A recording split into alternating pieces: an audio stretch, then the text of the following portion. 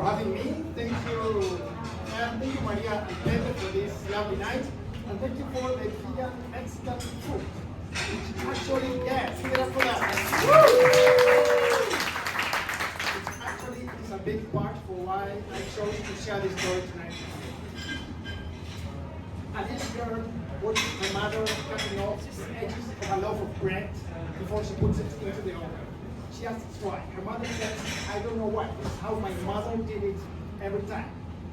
So ask your grandmother. The little girl asks her grandmother. Her grandmother says the same. So the little girl asked to her great-grandmother, this time an old that replies, laughing, when I got married, we got a little tiny oven, so the only way the bread would fit was cutting the edges off. This is an old parable where generations kept on doing the same thing, not asking about it.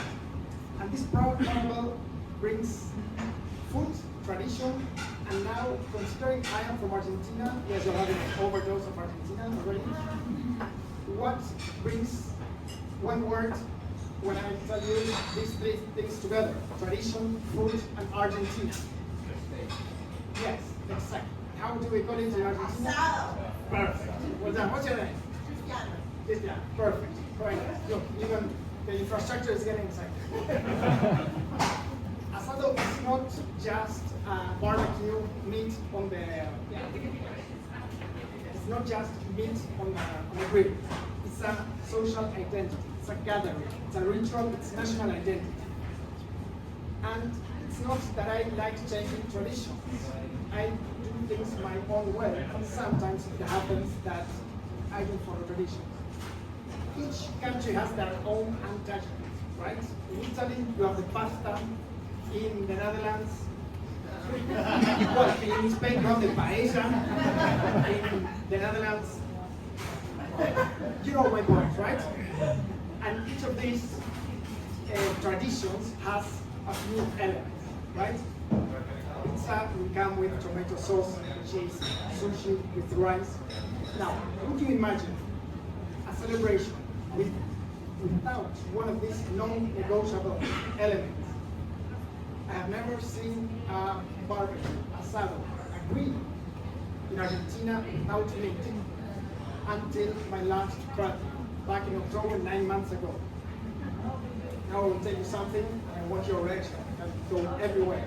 Feel free. I am vegan. Perfect. That's why I got kicked out from Argentina. When I told my mother, actually, she asked me, is this a way to confess that you like men? That's a joke, but she truly thinks that. Last October, I was traveling for work in Argentina in the days of my birthday, so my friends and I decided to meet and celebrate my birthday. We know each other since we were 6 years old. Today we are 42. This is 36 years. We know each other for a long, long time. And we have been to a very conservative school. All boys, terrible, religious, Catholic. But nowadays we talk about patriarchy. We show up in social protests, climate protests. And what I like about my friends is that we allow each other to change. We make room to become whoever you want to become. Woo! Yes. Every celebration along these 36 years was built around asado, right? And for the last 8 years, which I'm vegan, I stopped seeing meat as food. I see it as an animal. What a surprise.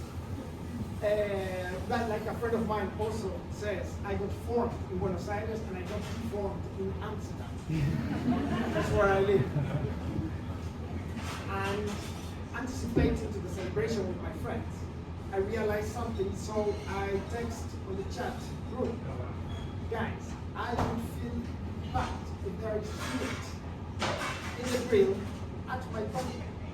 So I propose the following thing. I will arrange all the vegan food, but I need a terrace, and each terrace has a grill. So if someone willing to lend their parents under this condition. And it's not a small question in Argentina. Like inviting someone over for pizza without cheese.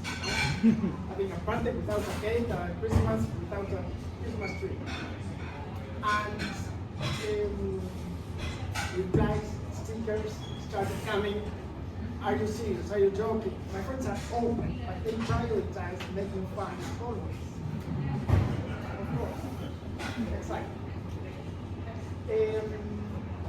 I was thinking, I was reflecting to myself. I don't want to make them deep. I'm just expressing what I would think uncomfortable with. Because it was my brother. And every time you gather for the asado, everyone gathers around. It's not that it's in another room. So you will be there the whole evening. So, and this put me in a strange place. One of them sent a sticker comparing me to a fascist. And it got a few likes. And that felt bad. Yeah. And that felt bad. But I was sticking to my logic, of course, and it still is, that every person that has meat has a diet with at least 60 to 80% plants. This is an omnivore diet. So I was not asking them to try something new or to make a big change, only to reduce a part of that diet for one night at my birthday. Replies, having us a very nice terrace in Portugal's neighborhood with a beautiful linden tree, and he says, okay, let's do it, but I would feel uncomfortable if I cannot share the salami I just brought for my use my same strategy. Fair enough. To which I said, okay, let's do it. Thank you. And this kind negotiation, not defensive, made the whole night possible. So I bought the vegetables. I didn't have time to cook. I love cooking, but I was traveling, so I hired a vegan cook, which brought the mini pizza with vegan cheese, tartine, pumpkin tartine, empanadas, fatay. I still don't know what fatay is, but that's how the menu described it. Alfajores and a vegan cake. And I got the charcoal, because the charcoal has a very important element, brings with the fire, which is one of the important elements. And the fire brings emissions, but of course I didn't have this discussion because I have a life. I just wanted to see the reaction. No, I didn't have that discussion. So the asado took place with this change in the food. We had plenty of jokes. My cousin would look at me every 5 minutes, looking at the grill with the fire, and ask every 5 minutes, when's the steak coming? You know. And every grill in Argentina is taking meat. That grill looked so different to me that I thought it was trans-culinary grill. I found that fun. And it was a very special night, and it reminded me of these traditions that slowly change elements, and we don't know about. Well, only after checking the story, I learned that pizza did not have tomato sauce. Tomato coming from America, to Mexico, I don't know. So pizza was there without tomato, and in the 1500s when tomato arrived here, tomato was seen categorized as the poisonous fruit for 200 years until someone put it on the pizza. The sushi was served without rice. You don't know that because that happened centuries ago. The rice was there to preserve the fish until someone decided, okay, let's do it with the fry, with the rice. So we are slowly changing. We reject change. Starting by myself, I did change, I did reject, of course, a few things like use language at the beginning, for people who didn't take vaccines, another range of topics. But nowadays I think differently. So, the journey, are we there? Yes, to question one element of a tradition without rejecting the whole tradition. Are we there to look at our food and check with ourselves if we feel comfortable where it comes from? For me, identity is not what we repeat, it's what we choose. Thank you.